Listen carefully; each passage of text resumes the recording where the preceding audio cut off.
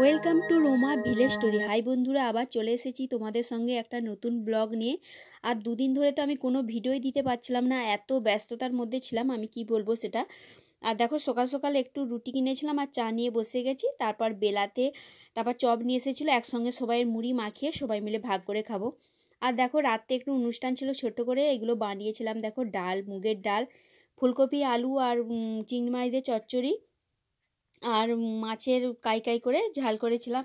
আর এই রেসিপিগুলো যে আমি এই তোমাদেরকে দেখাবো এমন সুযোগ হয়নি, এত ব্যস্ততার মধ্যে রান্নাবান্না হয়েছিল। আর এখানে দেখো চাটনি হয়েছিল, টমেটোমের চাটনি, সাথে ছিল দেখো পায়েস ছিল, আর মিষ্টি ছিল, গুড়ের মিষ্টি। বাড়িতে একটা ছোট অনুষ্ঠান বলতে একটু হরিনামের ব্যবস্থা করেছি, বাড়িতে একটু হরিনাম হয়েছিল।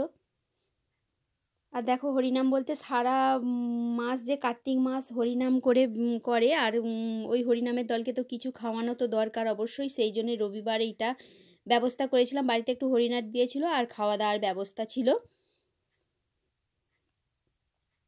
সেই জন্য আমি রেসিপিগুলো দেখাবো, সুযোগ হয়ে ওঠেনি। চলো তোমাদেরকে হরিনামের একটু গান শোনাই।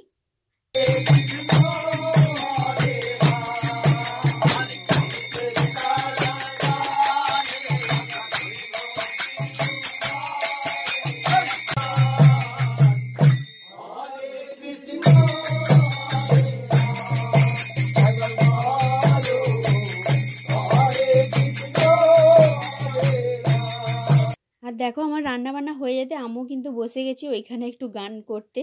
হরিনাম করতে তো ভালোই লাগে, কার না ভালো লাগে, আর একটু নাম করা তো অবশ্যই ভালো। দেখো, সব নাম গান হয়ে যেতে এখানে দলেরা সব খেতে বসে গেছিলো, আর সেই সময় একদম ভিডিও বানাতে পারছিলাম না, এত ব্যস্ত ছিলাম খাওয়া দাওয়া দিতে। তারপর ওরা খেয়ে চলে যেতে আমাদের দুই বাড়ির মধ্যে কাকিমারা, আমার জায়েরা, দেওররা আর পিসি এসেছিলো, পিসি আর আমাদের শাশুড়ি মা ছিল, আমরা ছিলাম, আর তোমাদের দাদা ভাই আর আমি পরিবেশন করছিলাম। তারপর আমরা সবার লাস্টে দুজনে খেতে বসে গিয়েছিলাম। দেখো, ভিডিওটা এই পর্যন্তই করলাম। আর ভিডিওটা কেমন লাগলো, যদি ভালো লেগে থাকে তো আমার পাশে থেকো আর চ্যানেলটাকে সাবস্ক্রাইব করো। চলো, দেখা হবে পরের ভিডিওটা। Tata, bye bye.